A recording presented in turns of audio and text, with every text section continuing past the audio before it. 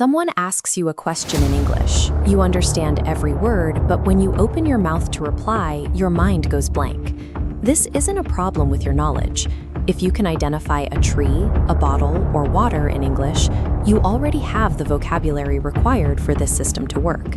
We're going to use a 3-step practical system to get you speaking today, in a live conversation with no one watching to judge your mistakes. To execute these drills, you need 3 physical tools: your smartphone, a notebook, and a pen. Passive knowledge and active speaking are 2 different skill sets. This system is designed to convert the words you already know into a physical habit of vocal expression. This diagram reveals the problem. You are performing a manual translation, forming a thought in Hindi, then converting it to English in real time. That process is slow. To find your flow, remove that filter. Force your internal monologue to run directly in English. When you're alone, practice speaking those thoughts to yourself in English. For this to work, you must use the simplest words possible. Do not worry about complex sentence structures. If you can't say it simply in your head, you won't be able to say it at all in a conversation. Speed comes from eliminating the gap between thought and speech. When you stop translating, the stutters begin to disappear.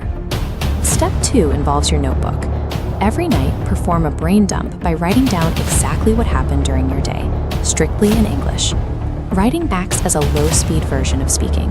It forces your brain to retrieve words and organize them without the pressure of an audience waiting for an immediate answer. When you first start, your grammar will be flawed. Expect it. These mistakes are a necessary data point for your brain as it learns to map thoughts to English words.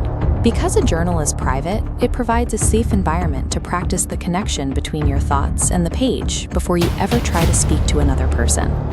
Many people try to practice with friends or family, but this often backfires. If they mock your accent or point out your mistakes, it can cause you to stop trying altogether. To get real-world practice without the fear of judgment, you need a partner who is paid to listen to you, a corporate customer care agent. Pick up your phone, dial a helpline for a product you own, and invent an urgent problem. Tell them your device isn't working or you have a question about your bill. These agents are the perfect partners.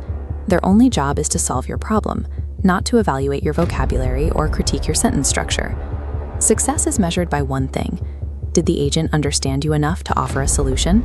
If they did, your communication was effective, regardless of your grammar. By moving the conversation into a transactional setting, you remove the social pressure that usually causes you to freeze.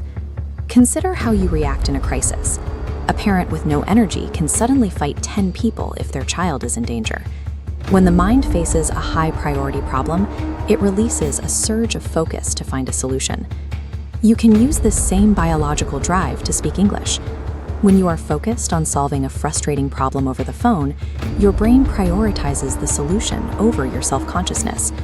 If you stop to wonder if you used a noun or an adjective correctly, you've lost the flow. Let the urgency of the problem push the words out of your mouth. Dr. APJ Abdul Kalam emphasized that learning is a continuous process that only happens through action. You don't learn by just collecting information. You learn by bringing that information into your daily practice. Fluency happens naturally when the goal of solving a problem becomes more important than the fear of sounding imperfect. If you completed that call, you've already handled a live, high-stakes conversation. You've survived the thing you were most afraid of. This is your daily fluency loop.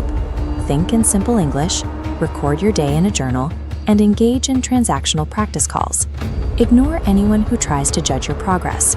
Critics are often just looking for a way to boost their own ego at your expense. Tomorrow, pick up the phone again. Invent a new problem and dial a different number. Confidence isn't something you have to find before you start speaking.